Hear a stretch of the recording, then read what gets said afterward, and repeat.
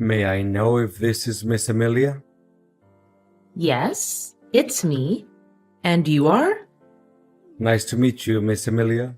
My name is Henry. I was hired by your father, Mr. Smith, not long ago. He wanted me to keep you away from all of the misshapes and life-threatening dangers that are predicted to happen in the near future. What mishaps? Can you make it more specific? There's something you need to know, Miss Amelia. Your father told me that he has been battling a brain tumor for at least 3 years now. He decided not to tell you about his sickness because making you sad or concerned is the last thing he wants to do. His condition only gets worse as he gets older. Until recently, a flare-up has caused his life to hang on a thread. What? This can't be true. Why did he hide that cold and harsh truth from me? He knows how important he is to me. As my mother left us behind to pursue her own happiness, my father had to assume the responsibility of both man and woman in our family. Yet, not once in my whole life have I ever heard a single complaint from him. He even chose not to remarry so that he could put his heart and soul into raising me. His love for me truly can't be described by words. I can feel how deeply connected you and your father are, and I'm truly sorry for what you have to go through right now. I know this is difficult to bear all at once, but you need to be strong. Mr. Smith anticipated that when everyone knows about his current condition, some unfortunate events may happen to you and your dad's company. That's why I'm here, to make sure that you'll be safe, no matter what circumstances. Are you still with me, Miss Amelia? Yes, continue where you're at. I'm just gathering my courage, trying to calm down and not crying too much. I know you're a brave girl, Miss Amelia, and your father is always proud of you for that. But wait, why should I put my trust in everything you have to say? Clearly you just must be some random person who happened to know my number. Mrs. Smith figured that you would ask something similar. This is why your father asked me to personally send you a keepsake that's very dear to him, which is your mother's necklace. It should have arrived in your mailbox by now. Give me a few minutes to check. Well, I guess what you said is believable, because the one I found in my mailbox is definitely my mom's necklace, which my dad always carries in his pocket wherever he goes. Look, your father is still fighting hard for his life. Although he can hardly move, he's still able to talk and remains conscious about what's going on around him. In around 3 days, I'll read his testament on his behalf at the hospital. According to his will, you, Miss Amelia, will inherit not only his incredibly large fortune, but also his $1 million company. Well, money and power are never my first priorities. All I care about right now is my dad's vitality and well-being. Money and power may not matter much to you, but your father fears that some people may try to steal them from you, or even try to get rid of you so that they can lay their hands on your father's enormous property. That's why I'm here to protect you, and I'll be secretly watching over you from afar, and immediately interfere whenever I feel that your safety is in peril. But you gotta make sure that no one can find out the truth about me, even the people who are closest to you. If that's what my dad wants, then I have no reason to disobey. But may I know the identity of people who want to harm me to appropriate my dad's wealth? Well, there are some names on your father's list of possible suspects. Until now, they haven't made any shady move yet. But it doesn't mean that you can let your guard down. Remember, anything can happen and put your life at risk after your father makes his announcement in a few days. And you have to prepare yourself for the worst case scenarios. I understand. Thanks for the advice. Honey, My heart will be broken into a million pieces if one day I can no longer see my dad again. You know it hurts me as much as it hurts you. But as the doctor said, your father's at the final stage and his chances of making it through are very slim. Please don't say that. It saddens me to an infinite extent. I'm well aware that your dad occupies a very special place in your heart. But now that his part in this lifetime is almost complete, don't you think it's about time that we need to start focusing on keeping up his legacy and make him proud? Legacy? You mean his company? Well, I don't see any point in avoiding this matter. In fact, your father has dedicated his whole life for the growth of the company. Correspondingly, I'm sure that he would want us to take over his place and prolong his thriving business, don't you think? It really doesn't make any sense if you let his lifelong effort go down the drain by worrying too much about his destined demise. I mean, you may have a point in what you're saying, but honestly, there's no spare room for anything else in my mind right now other than my dad's life being on the line. I acknowledge what you have said, and I'm sympathetic to it. However, an organization can't operate without a leader. If you feel like you're not up for the task just yet, it's my duty, as your husband, to help you weather the storm and get through this time. To put it more precisely, I would like to lend you a helping hand and take the responsibility of Chief Executive Officer, the position which your dad used to have. Of course, the company share that your father once held is still under your ownership. So, what do you say? Well, I really appreciate your thoughtfulness towards me. Nevertheless, my dad had stated very clearly and in detail in his statement that he wants me to assume the role of Chief Executive Officer. And for that reason, I'm not planning to do anything that's against his last wish. Wait, do you seriously think that a woman is adequate for such a prestigious leadership role like CEO? Significant positions, especially company leaders, are not a joke, and they're obviously not meant for women, honey.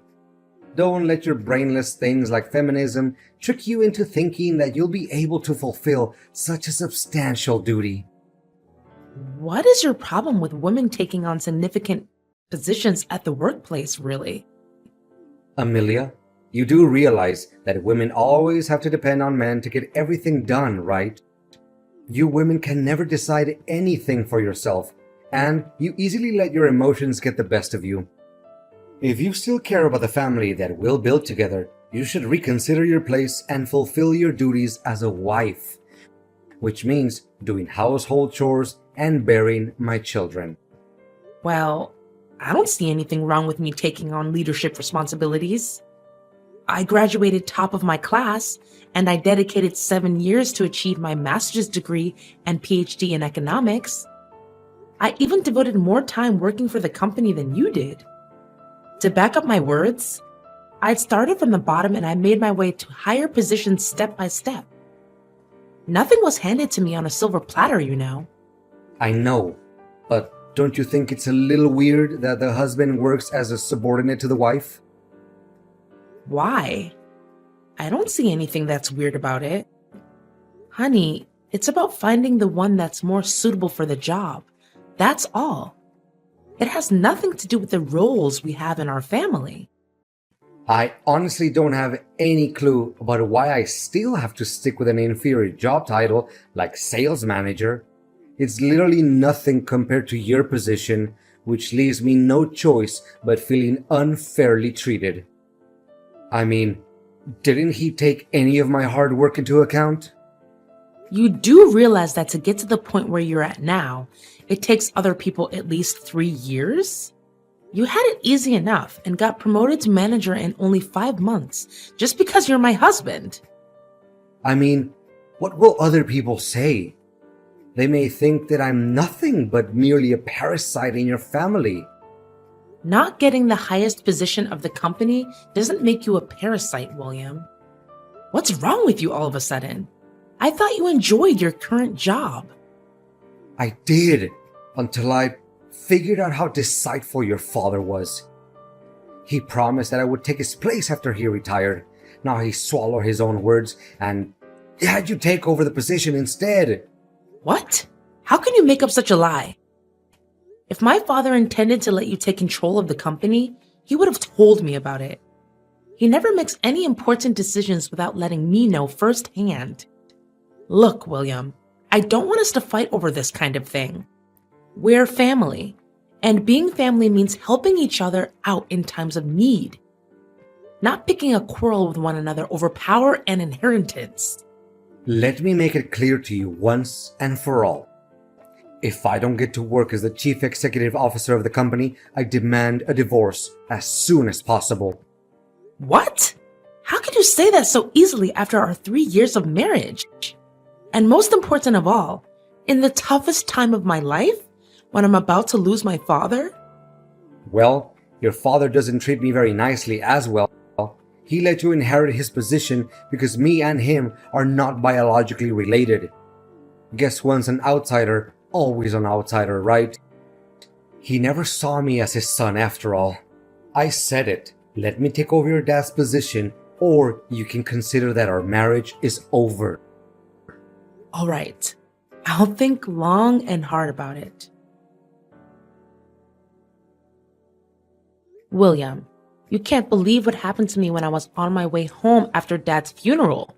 First, I was nearly hit by a truck while crossing the road. Then, out of nowhere, a flower pot almost fell onto my head. I bent down to tighten up my shoelaces. That was why I didn't get hit. After that, there were some people sawing down a huge tree, and I was nearly crushed by that. It definitely was not a lucky day for me. But where are you now, William? After the funeral ended, you were nowhere to be found. Everyone was so worried and they looked for you everywhere. What a shame to hear all of those unfortunate events. I'm not at home, by the way. And why should I be? What? What are you saying? Well, first of all, now that your father is dead, why should I be around you anymore? After all, it's his fortune and power that I went after in the beginning, not some kind of foolish love between you and I. You're telling me you didn't have any feelings for me in the first place? Not a tiny bit. Do you actually think that I approached you and your family because I fell for you? That's the most ridiculous joke that I've ever heard in my entire life. The only attractive thing about you is your dad's money. But I'm still the one who is in charge of my dad's company, right? How can you be so cocky? Well, not anymore. I now own papers proving that I'm the person who's gonna take over your dad's place as a CEO. He even gave me his shares in the company and every property that he possesses, including the house in which you're living. What? How could it even be possible? That's against the decision that he stated in his testament. There's no way he could do it without my approval. Don't you dare make things up. You know faking legal papers is a serious crime. Why should I be scared of your meaningless threat? My documents certainly comply with the law and regulations. They even contain your own father's handwriting and signature, so how can they be fake? Face the fact that from now on, you'll be officially kicked out of your dad's company and from your own fancy house. However, if you behave well, I'll show some mercy and let you work as a cleaner at the company. I can't believe you can be so ruthless and careless. You make it seem like we were never husband and wife. Like we were nothing but strangers. It seems like you can't comprehend the situation very quickly, can't you? Look, it's over between us, and you'll be served with divorce papers soon enough. What's left for me is to enjoy my victory alongside the true love of my life, Luna. She's the one I'm gonna spend the rest of my life with. What? So you've been cheating on me too? How did I not notice that? In my eyes, you were a dutiful husband and a pious son-in-law to my father. You never came home late. You cooked for us whenever I was busy. You even took great care of my dad during his final days of living, as if he was your own biological dad. How did you change all of a sudden? Well, I didn't change anything. All I did was a little acting to cover my true intention. You don't know how much I had to contain myself from laughing as I saw you were blindly believing in everything I did and said. How could you do this to me? I just can't believe all of this. To think how kind me and my dad were to a jerk like you gives me chills down my spine. Kind? Am I hearing it correctly? Your father treated me like dirt. He didn't even let me take over the position that was rightfully mine all along. And you know what? He even had the nerve to, not just one time, scolded me and embarrassed me in front of my coworkers. I literally have no respect for that man. So you were holding a grudge against my dad this whole time? I mean, if he ever criticized you or your work, it was just because he wants you to be a better version of yourself and make progress. Well, now that hypocrite can carry all the criticism with him to his grave. So long, Amelia. Enjoy your homeless life. What is this, Amelia? Did you plan all of this? And what exactly are you talking about? Why, all of a sudden, I'm no longer the CEO of the company anymore. The securities didn't even let me in. Why are you asking me that question? Shouldn't you be the one who needs to interrogate your own conscience about all the good deeds you did behind my back? I can't believe such a cruel, heartless, and gruesome person like you would exist. What are you trying to say? Spit it out. Stop playing the fool. First, you took advantage of my father's sickness and brutally forced my father to sign all kinds of papers so that you can claim ownership of his fortune and his shares in the company. You threatened him, grabbed him by his neck. You even beat him, ruthlessly. For a person that had only days to live like my father, how could he bear such an act of violence? You knew that, and you left him there dying all alone. It was you who killed my father. Hold on. Are you even listening to your own voice right now? Don't just accuse someone out of nowhere without evidence. I know damn well that I have all the evidence in the world to start a lawsuit against you. Do you know what I'm possessing right now? Full-length footage of you torturing my dad so that you can achieve your evil ambition. It was recorded by the hospital's cameras. Never in my worst nightmare could I imagine that one day my dad would be tortured to death by his own son-in-law. What? I thought I took care of it. You did do something about it. But fortunately, my bodyguard was smart enough to trace you down and recover the footage. Where the hell did you get yourself a bodyguard? That's just insane. I think what you just said is just a work of your imagination. I mean, you're just talking nonsense to scare me. Not only that, my bodyguard also provided the police with evidence proving how you and your mistress pulled off every scheme you could come up with to murder me so that no one could ever threaten your throne anymore. Honestly, I can't imagine how wicked and cold-blooded you can get in order to seize what you want. Just in the morning, if my bodyguard hadn't tested the food before giving it to me, I would have been poisoned to death. Guess you also bribed the hotel staff, right? Just like every other sin you committed when you were working for my dad, right? You'd better watch your mouth, you wretch. Let me see. Faking receipts, taking bribes, embezzling the company's operating budget, leaking confidential information to other competitors, and not to mention murdering my father and failed attempt to assassinate me? I'm done arguing with an inhumane person like you. If I were in your shoes right now, I would start coming up with any possible reasons to defend myself in front of the court. Oh no, I think a police officer is knocking at my door. What should I do? Please, withdraw your complaint along with the evidence. You can't do this to me. Your days of abusing your power and violence are over, William. Don't ever let me see your face again. As the story got around, my case immediately grabbed the press's attention. The public, especially William's colleagues, were so angry that they even came to William's parents' place to demand justice for me. William fought as hard as he could and came up with every absurd and invalid argument to defend his crimes. However, with all the evidence that my bodyguard secretly helped me gather, I still won the case. Finally, my ex-husband's mask was exposed along with all of the dreadful crimes that he committed for the sake of power and money. William was sentenced to 20 years in prison, and all of his property was confiscated and returned to its rightful owner, which is me, the CEO of my dad's company. Being a competent, talented woman with a solid academic background, the substantial duty of a leader doesn't slow me down at work. In fact, it helps my capacity and qualities stand out, which contributes to fortifying the position at the company. My bodyguard is still doing a great job at protecting me from every danger I could possibly encounter.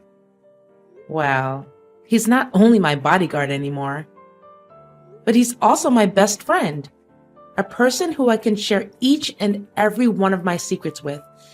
And most importantly, he's my future husband.